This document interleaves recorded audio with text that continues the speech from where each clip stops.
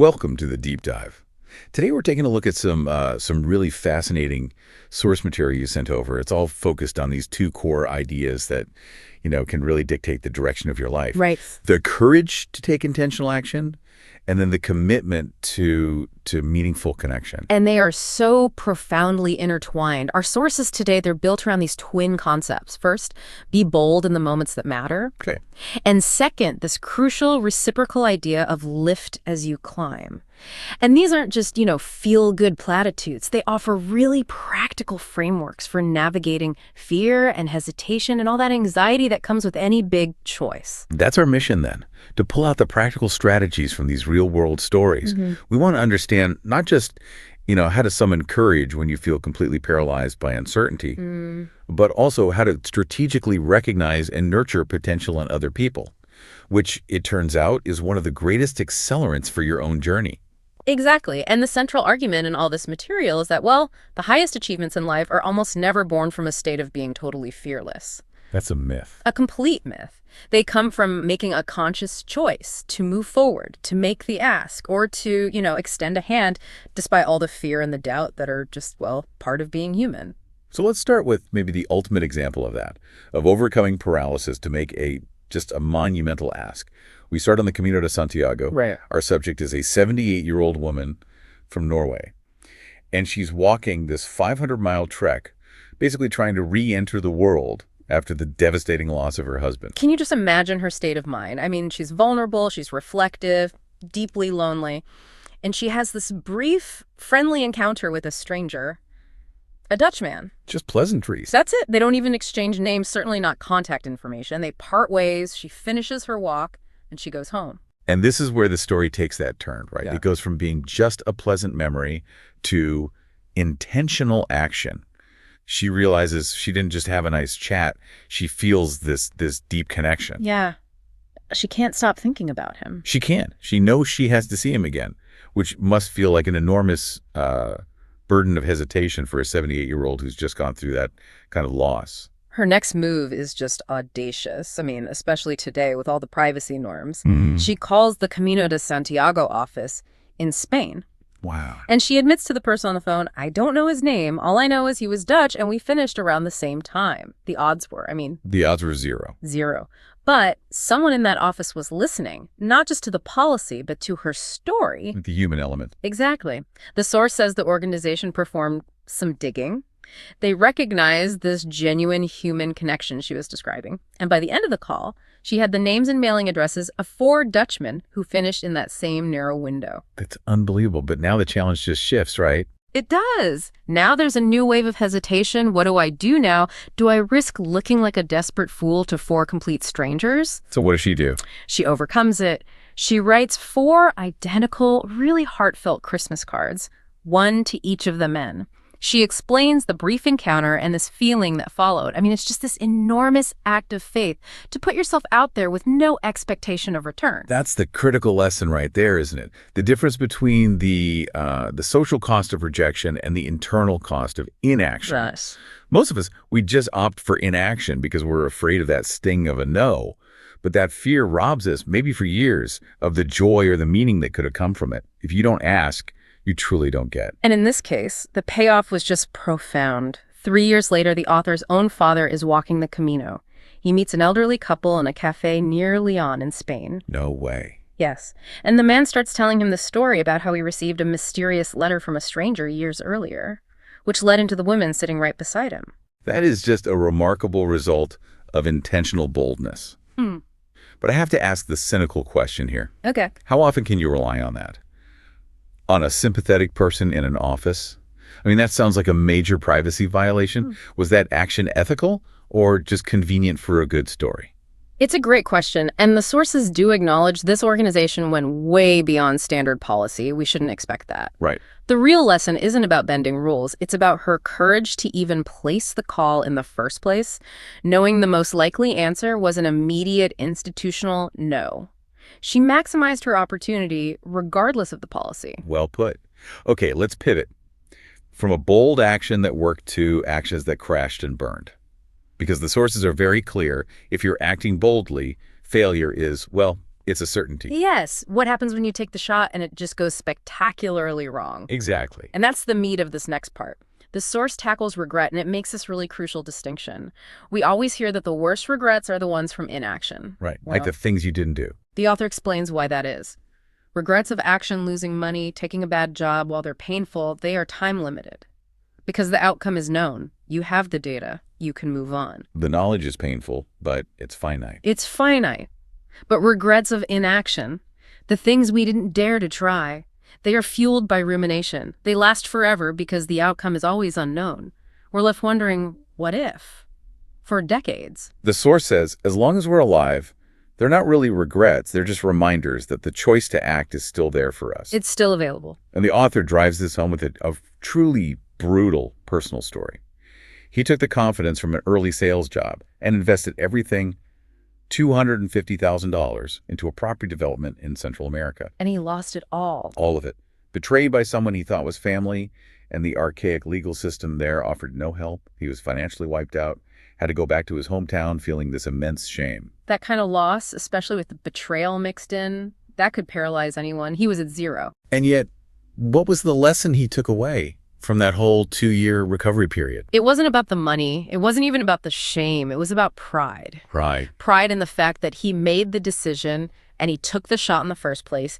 He identified what he wanted and went for it, even if the result was a catastrophe. And that refusal to stay paralyzed, that became the fuel for his next move.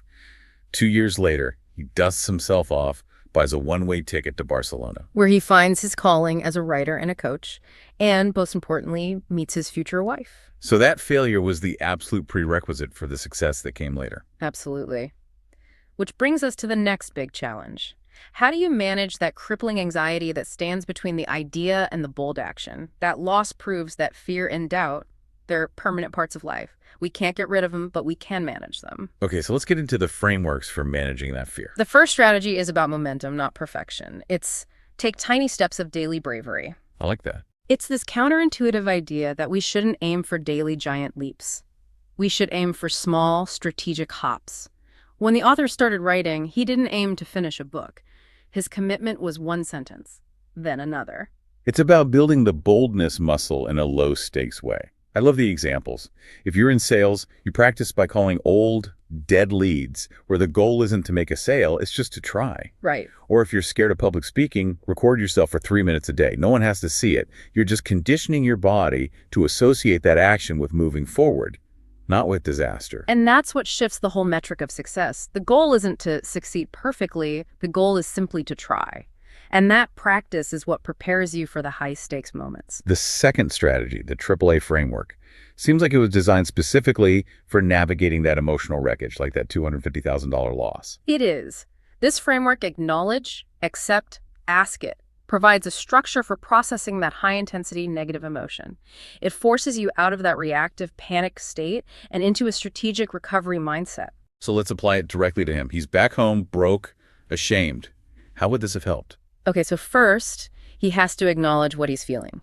Instead of suppressing it, he labels it. I'm scared I'll be judged. I feel immense shame that I screwed up. You have to name the demon. Okay. Second, he has to accept the circumstances and those feelings. I'm lacking confidence, but this failure doesn't define me. And these feelings, they're a normal part of being human. Acceptance is the hardest part because it means letting go of the self-judgment. And then the strategic step. Ask. Ask, what do I need so that I can feel more confident and move forward? And the ask often involves asking other people for help. Almost always. In his case, he probably needed financial help, emotional support, or just time. The source really emphasizes that asking for help is often the bravest word we can say. It requires acknowledging you're vulnerable, which paradoxically leads to stronger relationships because you're letting someone else in. And the final piece of fear management is for people betting big, managing worst-case scenarios. Yes. This is so practical. You externalize the fear. You literally write down the good, the bad, and the flat-out ugly things that can happen. Right. The source suggests you pin your ideal outcome on the wall, and you symbolically set fire to the others. It's not about ignoring risk. It's about defining the downside. Because once that worst case is written down, the shame, the financial loss, it often loses its power. You realize even the ugly outcome, like his, often leads you down an unexpected, beautiful path. Yeah. That loss led him directly to his wife in Spain. The things that hurt the most are often the best teachers. Turning scars into strategic assets. Okay, let's transition to that second core principle, lift as you climb. We talk a lot about seeking out mentors, right? Connecting with people who are further along, but this principle says you have to actively look behind you. And the author's relationship with his key mentor, a guy named Connor Neal, just perfectly illustrates this. Neal is a serial entrepreneur, a lecturer at a top business school. He has a massive audience. The author gets a meeting, but he completely blows it. Blows it is an understatement. He was so nervous he questioned Neil's partner's business decisions. Oh, no. Forgot his wallet, and just left feeling like a total idiot. Yeah. He was sure he'd torpedoed any chance of a connection. So months go by, and the author starts this makeshift blog, just putting his first, tentative efforts out there. And who shows up in the comments? Connor Neal. Connor Neal. Not just one polite comment, but consistent, encouraging remarks. This is good. Keep at it. That small, sustained investment of time eventually led to Neal helping the author get an article in Fast Company, which was a huge launchpad for him. So when he finally gets the chance to ask Neal, why did you bother with me? I was so unprofessional. I mean, what was the answer? Usually you don't get a second chance, let alone a 10th. It's a great question. And Neal's answer wasn't about altruism. It was a strategic value assessment. He said people need clarity in their mission, confidence in their actions, and a stronghold on their values. Okay. Neal knew the author was totally lost on the first two, mission and confidence, but it was crystal clear they shared common core values. So the shared values, integrity, curiosity, that kind of thing, that was the common ground that signaled long-term potential, and it just outweighed the initial clumsy performance. Precisely. Neal basically looked at the failure and said, okay, this person is struggling with execution, but they have the right foundation. And someone with the right foundation is worth the investment. So the key insight for you, the listener, is you don't need to be some huge influencer to be influential. Yeah. If you see potential and shared values in someone, that small investment, a supportive comment, an offer to look at their work, that can be the tipping point. Exactly. And the author internalizes this. He adopts the lift as you climb mantra by committing to edit or give feedback on at least 2 articles for other people for every one he published himself. Which wasn't just generous, it was also a form of accelerated learning for him. Absolutely. When you commit to fixing other people's problems, your own craft improves exponentially. And this brings us to, I think, the most visceral and powerful analogy for this whole deep dive, the story of the extra blanket. This comes from the author's work with a young writer, George Blue Kelly. His story was about the journey across Africa to Europe, and George and his companions had to cross the Sahara Desert. And George described the Sahara as the real killer, worse than the sea. He said it houses more unmarked graves than the ocean. The experience was just these brutal extremes, suffocating heat all day. And then bone-chilling cold as soon as the sun went down. Survival was minute to minute. Right. So on their first night, George and his 2 male companions are setting up. They see the 3 young women traveling with them settling in, and one young woman in particular had nothing to cover herself with. Nothing at all. And this is where that intentional act of support just appears. One of the men, a man named Paul, had packed an extra blanket. Wow. He immediately gave it to her.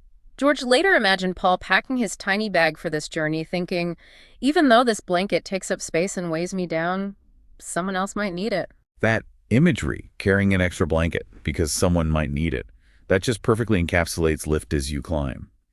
It's strategic thoughtfulness. It suggests Paul valued the group's survival over his own convenience. And that's the connection. The quality of our lives, the depth of our careers, is directly forged by providing these meaningful moments of support for others, the things we hold closest when we look back. It's always the people we met and the impact we had. It all circles back to this final lesson on bravery, bringing both concepts together. It's the story of the author's own father, a retired, 73-year-old military man who had been in conflict zones. And he's about to board a train to start the Camino alone. A whole new chapter. And he turns to his son and confesses, "This is the most scared I've ever been." Just think about that. Yeah. Facing a new life chapter alone was more terrifying than any known threat he'd ever faced. It shows the difference between, say, situational courage, navigating a crisis, and enduring courage, which is what you need to fundamentally change who you are. And yet, despite that confession, he made the choice. In one motion, he hugged his son, grabbed his bag, and got on the train without looking back.